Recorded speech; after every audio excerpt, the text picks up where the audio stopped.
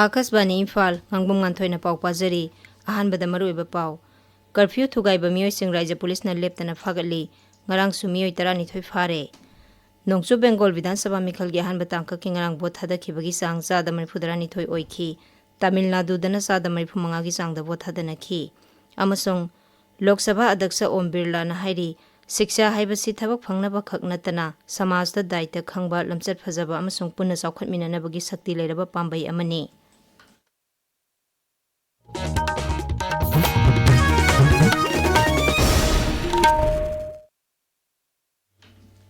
Curfew thugaiba miyoi 12 Manipur Police na faduna sayol amagi sit sengbagi dandi pikre Manipur Police Control Room na thokpa cherol amana hai Thaubal Jilla da curfew thugaiduna irang thoknaba sinba miyoi 12 ngarang Manipur Police na fakhi makhoigi dandi oina sayol ama community service tawhanba haina magistrate na order thokhi ngarang dagi hauduna Khongjom War Memorial Site ta pangthokiba Khongjom de thorom loisilakpagi sit sengbagi thabak hauhankhre hairi Amaromda security force na Manipur gi tongan ba mafam sing maru oina singa tainaba amadi irang thokan ba mafam singda area domination amadi thiba humbagi thabak leptana chathari Raija sigi tongan ba mafam singda hangliba checkpoint sama 12 mathawni thina tawri ngarangi oina checkpoint singda miyoi 9 detain tawduna thamki haina cherol sina makha tari cherol sina hai security force na Raija sida thokhaningda ba thodok sing thoktana bagi damak akan ba thabak sing laukhatli Security force na honariba sida miyamgi su thaudang lei haujik leiriba raija sigi phibam sida tokan natraga aranba paw sandorokpa matamda miyamna thajabiganu karigumba singnaba paw ama phanglabadi Central Control Room gi mobile number 9233522822 dagi asumba khangbiyu social media da aranba paw sandokliba miyoi singi mathakta su ain gi oba thabak lokhalakpa yai hairi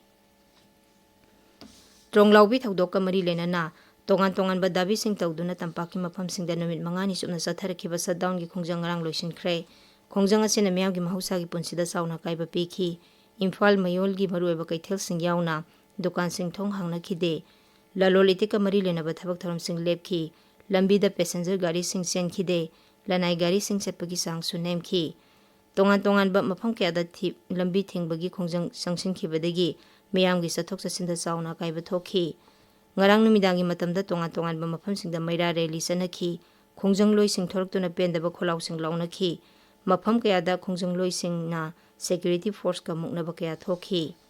Amaromda Ukhrul Jilla da miyo ani lekhidabagi thawng adubu yaningdaba phongdoktuna United Naga Council UNC na naga taba mafam singda kaukhiba numit humni gi total shutdown su ngarang loisinkhre shutdown asigi manungchana numit humni asida naga taba mafam kaya da lambi thingbagi khongjang sing changsinki ngarang numidangi matamda leikhidraba miyoi sing adugi mafamda ikai khumnaba utpa oina candle thanbagi thorom sing pangthoknakhi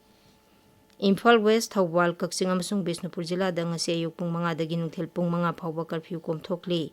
tabiriba paw ase Akasbani Imphal dagini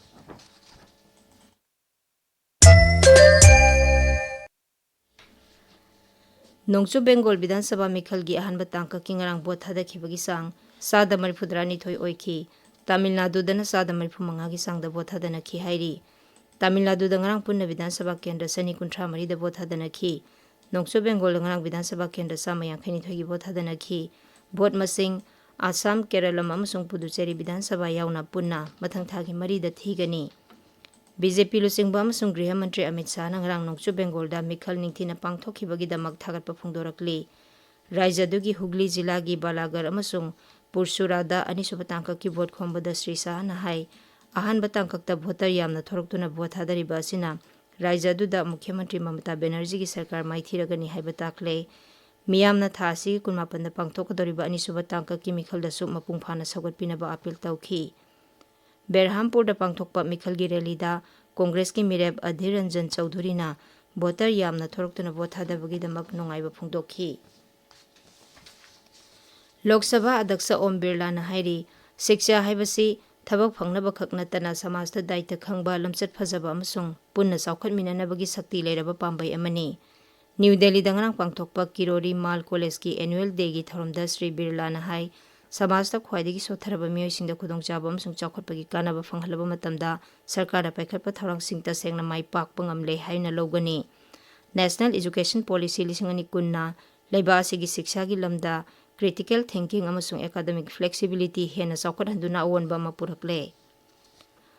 Science and Technology Mantri Dr. Jitendra Singh na hairi leibak asida green economy puraknaba hotnabada renewable energy, electric mobility amasung green fuel gi lamda thabak tawriba singna achoba thodang lawrakani. New Delhi da ngarang pangthokpa Environmental Sustainability in 21st Century Science, Society and Solutions haiba jati thaki conference loishinbagi thoramda Dr. Jitendra na hai lupa koti 38 rom changna paikhaliba National Green Hydrogen Mission na udyog ki lamda chawna onba puraknaba pandam thamli. Magna hai anau technology singi matengna steel, cement factory na chingbada carbon thohanbagi sang hanthahanba ngamle. Magna hai green ecosystem na miyamda hena thabak pibata natana tungkoiba amasung carbon thohanbagi sang hanthahangani. Kendragi Chemicals amasung Fertilizers Mantri JP Nadana Sabhapati oiduna New Delhi dangarang udyog luchingba singa chemicals amasung petrochemicals ki lamda strategic roadmap ama sembagi matangda khanakre. Mifamduda ing 1998 phawbada Viksit Bharat ohenabagi thorang hena khumang chausinaba short term amasung long term gi thorang kya khanakhi. Tungda chemicals amasung fertilizers mantraloy na thokpa cherolamagi matung ina mifamaduda Nongsub Asia da thokliba sarang naba phibam asigi yenglaga alternative supply chain ama semgatnaba wafam su khanakhi. Sri Nadana sector asi hena saukhathanaba udyogi stakeholders singda makhoi gi wakhalon phongdoknaba khanghanki.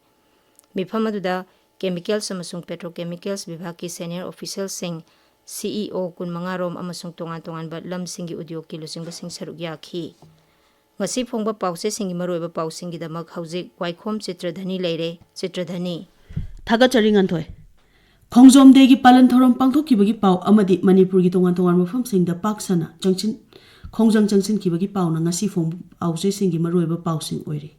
Shanghai Express Manipuri edition da Governor na luchingduna athauba sing ikai khumna khre haina ahan headline tawri miyamna lo ngakna furup masel nungsi chanan hingminasi haiba Governor gi wafam sub headline oina piri. Huyelan pauda mitai gi ida yeknabada koknonba amadi